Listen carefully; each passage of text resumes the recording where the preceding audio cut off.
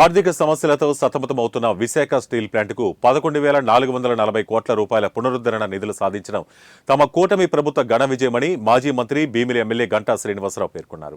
విశాఖ నగరం ఎంవీపీ కాలనీలోని తన నివాసం వద్ద ఏర్పాటు చేసిన సమావేశంలో ఆయన పాల్గొన్నారు.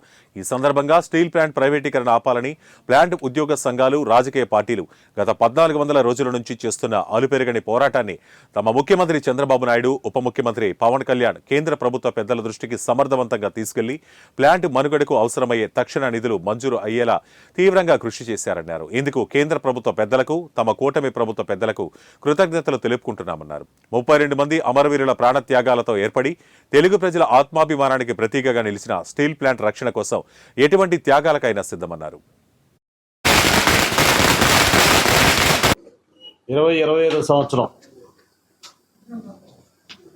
నూతన సంవత్సరం ప్రారంభం నుంచి కూడా విశాఖ నగరానికి ప్రత్యేకించి చాలా మంచి శుభవార్తలు వింటూ ఉన్నాం.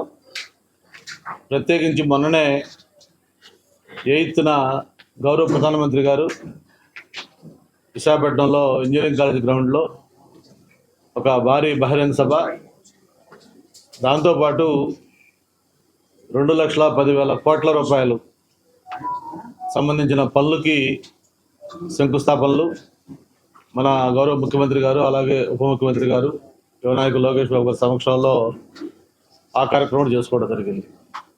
ఆ ఆనందంలో ఉండగానే నిన్న ఏదైతే ఉత్తరాంధ్ర ప్రజలే కాదు, ఈ రాష్ట్రానికే ఒక చిరకాల కోరికది, మన ఆంధ్రుల ఆత్మగౌరవం, తెలుగువాడి గుండె చప్పుడు, అటువంటి విశాఖపట్నం స్టీల్ ప్లాంట్ మరి గత 1400 రోజులుగా ఏదైతే కార్మికులు కానీ, ఉద్యోగస్తులు కానీ, అన్ని వర్గాల ప్రజలు చేస్తున్న పోరాటానికి ఈరోజు ఒక శాశ్వత పరిష్కారం కింద 11,500 కోట్ల రూపాయల రివైవల్ ప్యాకేజీ దాన్ని నిన్న కేంద్ర కేబినెట్ ఆమోదించడం, ఈరోజు గౌరవ ఉక్కు శాఖ మంత్రి దాని విధి విధానాలు కూడా ప్రకటించబోతా ఉన్నారు.